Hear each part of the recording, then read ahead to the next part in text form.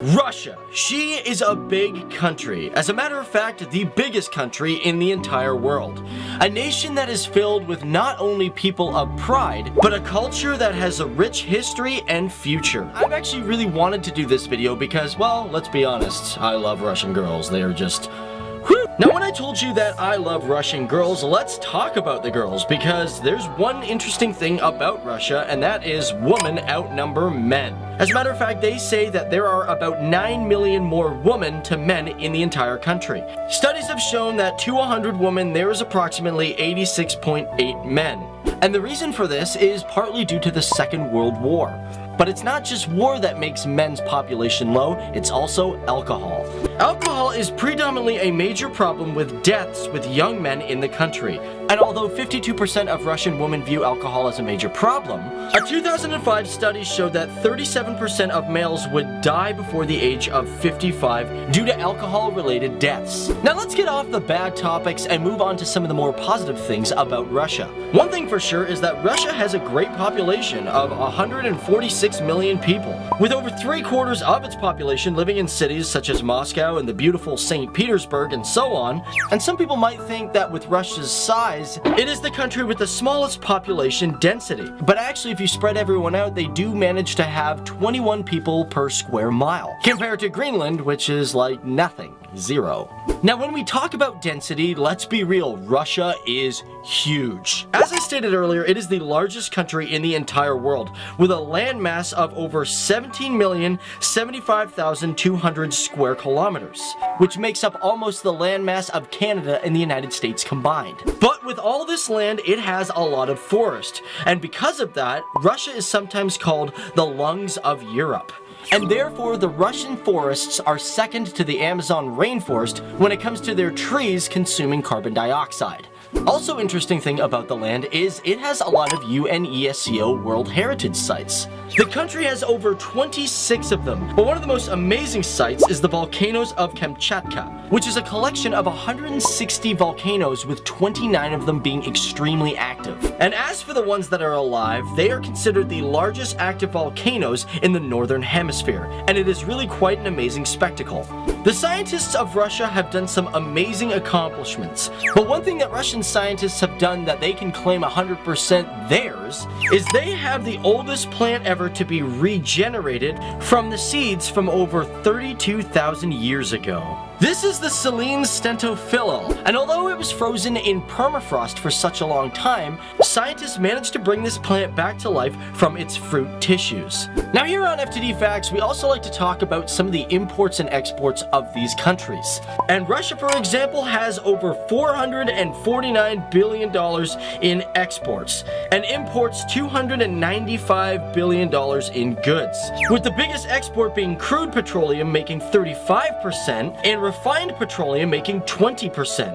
And because of those numbers, they are the second biggest exporter of oil in the entire world. But their biggest imports are cars, making up 5.3%. In Russia, you will also notice that it has beautiful landmarks. We're not talking just about its architecture and buildings, we're also talking about its statues. But one of the most famous is the statue of the worker and the Kolkai woman, done by Vera Mokina. It is a stainless steel statue that is 80 feet high. And although it is now located in Moscow, it was first introduced at the World's Fair in 1937. And the statue alone was a significant visual of the war against Nazism during the Second World War, as the statue was placed opposite of the German Nazi flag to show their rivalry. Now, to talk about accomplishments within this country, we cannot forget about the Russian space program. But what makes the space program groundbreaking is it was the first program to send a man into space and to even orbit the Earth. That cosmonaut was Yuri Gagarin, and he launched from Earth in his Vostok space capsule on April 12, 1961. And because of that crowning achievement, the Russian space program has become one of the most influential space programs in the world, collaborating with scientists all over the globe. Now, with a big country and territory comes a big army. Russia's army comes in 5th over the world with over 1 million people in active service and 2 million people in reserve service as of 2017. And that army costs around $69 billion a year. And when it comes to military, we unfortunately have to talk about its nuclear arsenal. Maybe not one of the most proud things for a country to have, but here on FTD Facts, we talk about the good and the bad. But in 1988, it was reported that Russia at one point had over 45,000 warheads, with over 715 detonations. But however, since then, there's been major steps in decommissioning these deadly warheads and nuclear vessels. But currently, right now, it is estimated that Russia has over 7,000 nuclear warheads. But moving back over to achievements of Russia, the country has many of them. It's a country of great intelligence due to its over 600 universities. And because of its great education, Russia has earned 27 Nobel laureates, spreading across literature, chemistry, physics, and above all, peace. From its development not just in defense, but its global humanitarian assistance programs, it is a nation of people striving for better ways of life and opportunity. It is the great country called Russia that is a motherland to many. Let's talk about one very interesting fact about the Museum of St. Petersburg, which is called the Hermitage. This is one of the most famous museums in all of Russia. It's actually one of the oldest and largest museums in the entire world. Being built back in 1754 by Catherine the Great, it didn't actually open to the public until 1852, almost 100 years later. And it is a culmination of how Russians preserve not only their culture of beauty, but culture of knowledge and literature. But one thing that's funny about this museum is it's not just the knowledge and art that's inside, but it's the fact that this museum has currently 74 cats living in the museum to fight off rodents. Sounds like a good idea to take care of pests. And speaking about literature, well, we gotta talk about literature because some of you guys were like, hey man, you gotta talk about the literature of Russia because, well, Russian literature is, well, world renowned. And it's not just impressive and very good, but it's also vast. And just to skim the surface of it all started way back in the Middle Ages around the 10th century. But by the 1830s, it had grown and flourished, and as a matter of fact, that is when they called it the golden age of Russian literature. This was Russian Romanticism, and it was amazing. It was brought on by poetic talents like Vasily Zudkovsky, and let's not forget the first Russian novelist, Nikolai Gogol, who's even had his face put on stamps. Now, in our last video, we did talk about the alcohol issue, and some of you guys were like, Dave, you're not absolutely right. For example, Boris DuPont said that there hasn't been a problem with it since 2007. Thanks for giving us that information, and just because that, we're gonna actually dive deeper into the alcohol issue. So in Russia, they say that alcohol is a huge problem, but in 2008, suicide claimed over 38,000 lives. Now, their experts do say that alcohol contributed to half of those suicides. However, in 2010, President Dmitry Medvedev doubled the minimum price of alcohol to combat this problem. However, in 2014 and 15, the state proposed to drop that because of the financial crisis. And in 2016, 49 people died in Irkutsk from methanol poisoning. And this had Prime Minister Medvedev calling out for a ban of non-traditional alcoholic liquids. In 2011, the World Health Organization reported that the annual per capita consumption was 15.75 liters, making it the fourth highest European country to drink. But however, they are striving to take care of the problem, and even some areas in Russia are actually really focusing on it. But Russia isn't just great for its people committing to being bigger and better within themselves. It's also impressive for its landscape. It is vast and huge. For example, the Caspian Sea. She's big. Actually, some people consider it to be the biggest lake on the planet, stretching over 371,000 square kilometers. But what's funny about this sea is we are always under the implication that sea level is constant throughout the entire planet. But that is not really true because the Caspian Sea shores are at negative 28 meters below sea level. Russia, always got to do something different. Now, of course, Russia has a completely different language. As a matter of fact, it's one of my favorite languages. And Russian is the 5th most spoken language throughout the planet. But one thing that's interesting about the Russians is their alphabet. They don't use our type of alphabet. The Cyrillic alphabet is very different, and it's considered one of the newest alphabets in the world. And although it was first introduced in the 9th century by the Bulgarian Empire at the Peslev Literacy School, the modern version of it didn't come in until about 1708. And even in 1919, the alphabet was threatened to be replaced by the Latin alphabet in order for them to become more westernized, but it looks like they stuck with their tradition. Also in our last video, we talked about the volcanoes of Kamchatka, one of the most impressive volcano stretches in the entire world. But in Russia alone, they have 12 active volcanoes. And to give you an update on the Kamchatka region, in the last 275 years, it has had 50 major eruptions. So when we talk about Russian culture, let's be real, we can't forget about the Nutcracker. You guys might have seen it, I know I've seen it, and we all know the dance from the Nutcracker. Well, actually, the dance in Tchaikovsky's famous ballet is based off a Ukrainian traditional and aerobic dance. It's called the Tripek, and as a matter of fact, Russia has over 10 different traditional formal dances that are known throughout the world. And considering we're talking about ballet, well, it's a huge thing in Russia, it was a huge thing in Paris, but why did it become so big in Russia? We all know Russians are great dancers, and although ballet originated in France, one of the most important theater groups at the time of the initial height of ballet was the National Opera of Ukraine, which had an opera company in 1867 in Kiev. And although it was a small company, by 1893 they were capable of putting on large-scale ballets. And that theater alone was one of the contributing factors to ballet becoming such a traditional thing.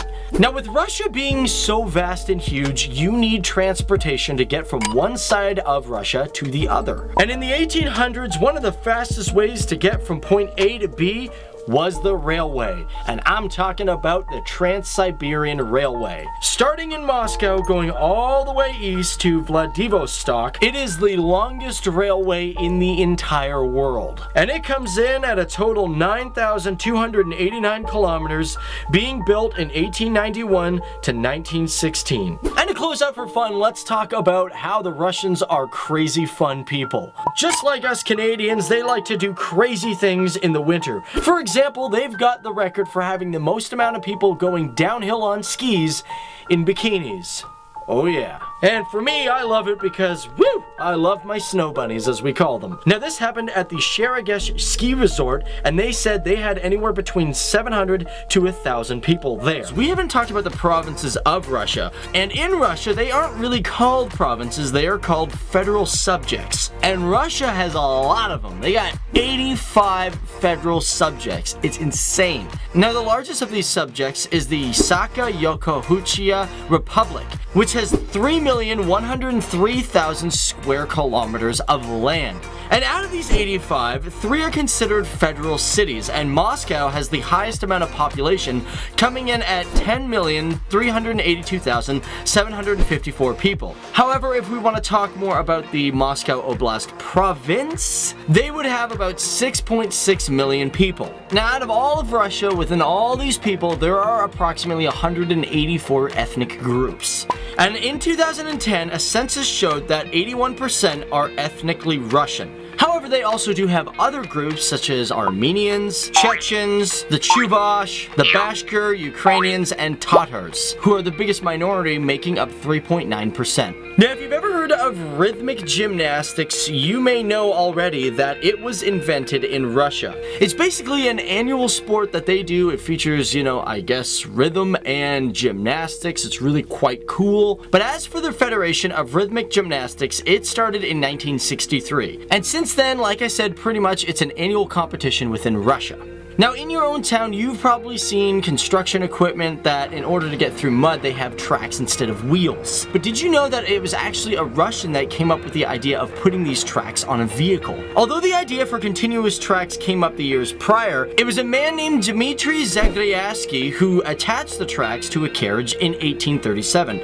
And unfortunately, at that time, he didn't have the funds for a prototype, and he lost the patent 2 years later. And considering we're talking about inventions, we should probably mention the fact that firefighting foam was invented in and by a Russian inventor. His name was Alexander Lorin, and he created it in 1902. He was a teacher in Baku, which at the time was a major oil hub for Russia. And because of all the oil accidents he saw, he was like, well, I gotta do something about this. He looked for a way to suppress oil fire and succeeded by patenting the foam in 1904 and even creating a fully functioning extinguisher that same year. Now, one thing that I was really shocked about is that I found out that Russia is a country that has the second highest amount of water out of any country in the entire world. Next to Brazil, Russia has 4,508 cubic kilometers of water. And the reason I found that weird is because I was always told in Canada that we had the most amount of fresh water in the entire planet. But I guess Brazil has it, and then it's Russia, and then it's us. And when I talk water, I'm talking fresh water. And one thing that Russia has that contributes to this freshwater surplus is it is home to the largest freshwater lake in the entire world. And that lake is Lake Baikal, and she is huge. Alone, she contains 22 to 23% of the world's fresh surface water, coming in at 23,615.39 square kilometers. She is so big that if you took Canada's Great Lakes and America's Great Lakes and combined them all together, yeah, it wouldn't even equal the amount of water that's in this lake. And not only does she have the most water, but Lake Baikal is considered the world's oldest lake, being approximately 25 million years old. And although she may look skinny and nothing compared to the Great Lakes, she is currently the world's deepest lake, with an average depth of 744 meters to a max depth of 1,642 meters deep. And because of her importance, she is highly protected for pollution, and because of its importance, Lake Baikal became a world UNESCO zone in 1996. Now, one thing I really do love about Russia is they are pioneers in space exploration, and as a matter of fact, they were the first country to send a space station into the atmosphere. And in total, not including partnerships with the United States or other countries, Russia alone has launched 10 space stations. The first one being Salyut 1 in 1971, and the last one being Mir, which was sent up in 1986, which had the most days in space, coming in at 5,511 days. And following that, Russia allied with other countries like United States and Canada to create the International Space Station in 1998. Now, we've talked a lot about accomplishments of the countries, we talked about the land and all that, but what about its art? Now, we all know Disney and Warner Brothers in America are the cartoon mega hitters, but my question is there like a Disney in Russia? Like, they've got to have one, right? Well, animation has been a big part of Russian culture, with the first animator being theoretically Alexander Shiryayev, creating the first animation around 1906. Now, this was more stop-motion animation where he had doll ballerinas dance around on film. But the thing with Alexander, though, he never really put his films out there, and because of that, his gift to the world was never put into the light until he was rediscovered in 1995. But what about a mega hitter like Disney? Well, by 1935, things changed for Russia. This is because this was the first year of the Moscow Film Festival, and Disney had sent a small short of Mickey Mouse to the country. And because of that moment, Russians became interested in cartoon animation. And if we were to talk about one company that could be considered the Russian equal to Disney, that would go to Soyuz Multfilm, which was the largest animation studio in Russia during the Soviet times. It was based out of Moscow, being created on June 10th, 1936. And they became extremely popular, making shows for children and adding even a puppet division in 1954. At its height, it had over 700 employees and released 22 films a year, even 43 in like the 1970s. But because of its ties to the government, by the time the Soviet Union came to an end, the animation company suffered great losses. But by 1999, the government had refunded the company once again, however splitting it in two, one which secures and protects old films, and the other which is aimed to create new films. This is Russia, a place that is home to some very important moments and aspects of not just our collective history, but also home to an area that could mean our very survival. It is home to wildlife and culture, and the people of Russia have always strived to be the best they can. A country that reminds us that life is a dance of reflection, growth, and care.